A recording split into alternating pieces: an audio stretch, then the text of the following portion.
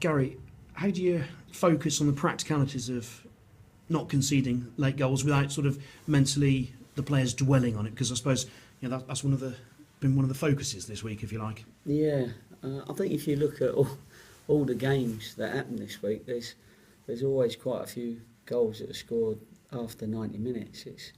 It's at the time when teams, if they're not 2-0 up or 2 goals up, the opposition throw everything, including their goalkeeper, like they did, Newport did, into the penalty area for a last gasp effort.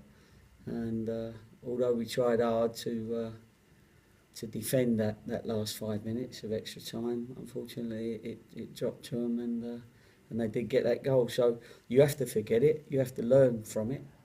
Of course, we had the review on the Monday, and we had a good look at it. So there was 2 or 3 mistakes that went on just before they put the ball in the back of the net. And generally, if you make 3 mistakes on the trot in any one move, that will lead to the opposition scoring. So we was able to identify the problem, 3 problems on this occasion, but and hopefully it won't happen to us too many times. I mean, you said there about 2 goals. I suppose that goes back to one of the themes of last season when you were strong and you could actually get those 2 goals in a game to ensure that teams couldn't come back. I mean, is that something that you can realistically ask the players to do this season? Well, of course, you ask them to do that. Hopefully you won't mind chaps scoring 2 goals, but I mean, it's like football's not like that. And you have a good opposition, strong opposition. It's higher opposition than it was last year, and we have to learn to cope with that, and we have to learn to get that second goal once we got the first one, rather than just try and see it out. I mean, the lads are not consciously thinking 1-0's enough, but opposition are good enough to throw men at you, throw crosses, hit the ball in, especially teams like Newport that where that's their game, hitting that early ball into the box and trying to keep it alive and trying to get an opportunity. Another important game this weekend, 3 points at stake, but Scott Brown said something very interesting about your psychology the other day. He said, by the time you go into a game, you will have the players convinced it's a 7-pointer. I suppose that's sort of goal difference as well at stake, isn't it? Well, if he thought that, he should have made the save, shouldn't he? And we'd have beat Newport. 7-pointer, bang, got to save it. That weren't his fault, by the way. But you have to... It is... Mathematically, they are 6-pointers because, from a 3-point gap, it goes to, like a 6-point gap. And when you look at it, it's always hard to work that out unless you see it on the page. But we need to put distance now between teams that are below us, and it's good that we've got more teams below us.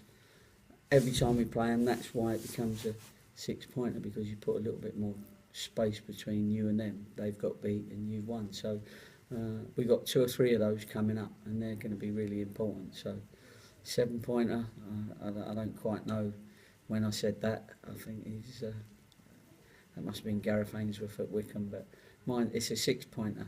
They're talking about 12-pointers now, aren't they, somewhere? But I'll keep the 6. And obviously Notts County were on a terrible run, changed the manager. They've got, if you like, that monkey off their back. They've broken that record. How much has Kevin Nolan changed things? Because obviously, as you prepare for a team, sort of new manager does change quite a lot.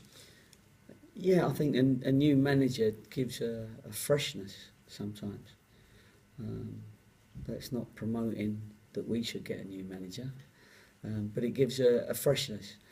And when it happens, and everyone that had the ump and their chin on the floor because they haven't been playing would feel that they got another opportunity or a new opportunity. So that sometimes happens, but I don't think they've changed their tactic that much. He's got them working hard. They're sort of chasing, and they've got the 2 lads up front that are dangerous, Stead and Font.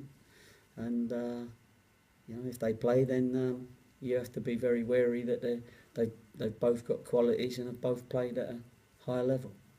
And he's brought in some experience as well, re-signed himself, and Shola Amiobi as well. So, I mean, plenty of experience as well as Stead and Font. Yeah, good experience, and of course, two very good players in the manager and Amiobi. So, listen, it's very difficult to manage itself, let alone player manage.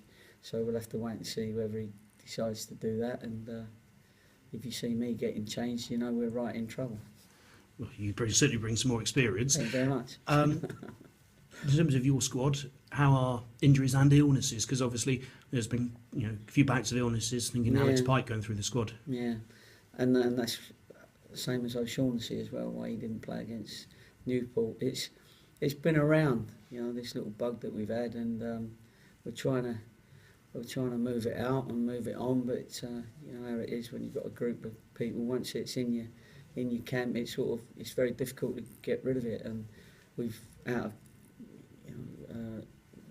we've been around the place making sure that we deep clean, and we've had the professional deep cleaners in, and so we're doing all we can. But once a bug's in, it's very difficult to move out. So we've had it around for the last 3 weeks really. So it's credit to the lads that a few of them have played not feeling well, and a few have been unable to play during the time when we picked up some decent points. Is Tim Plavetic still with you? What's the situation with him at the moment? Yeah, he's still with us. Dan O'Shaughnessy is still. I think he's training today, but he's been off, and obviously, like with Pikey, it leaves you pretty weak. So we're keeping Tim around at the moment to make sure that he's going to be fit. He's not had no illness or anything, so we'll have to wait and see how Dan O'Shaughnessy feels. But Tim's around anyway, as we said, as insurance. How's Jordan Cranston as well? He's okay, Jordan, and he'll be training. So we had a scan on his knee, and it didn't show up anything that was a problem. So it was a knock, and he should be over that by the time the weekend comes around.